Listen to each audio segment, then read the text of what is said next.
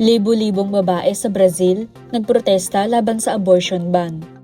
Libo-libong babae ang nagprotesta sa Brazil laban sa isang panukalang batas sa Kongreso na nagmamarka ng abortion pagkatapos ng 22 linggo bilang homicide na may sentensya na 6 hanggang 20 taon sa bilangguan. Nagmarcha ang mga nagpoprotesta sa Sao Paulo sa Paulista Avenue na may mga banner na sumasalungat sa panukalang ito na itinuturing na pinakamahigpit na hakbang sa reproductive rights ng kababaihan sa loob ng maraming mga dekada. Sa Brazil, pinapayagan lamang ang abortion sa mga kaso ng rape, fetal deformity o para iligtas ang buhay ng ina.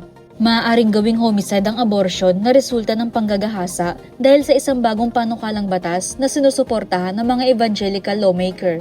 Kumukontrata ang mga feminist groups sa panukalang batas at sinasabing nagtatakda ito ng mas mabigat na parusa kaysa sa mga rapist. Maaaring magdulot ang mabigat na batas sa abortion sa Brazil ng hindi ligtas at ilegal na mga abortion at maling mga procedure na sanhi ng dosenang pagkamatay taon-taon.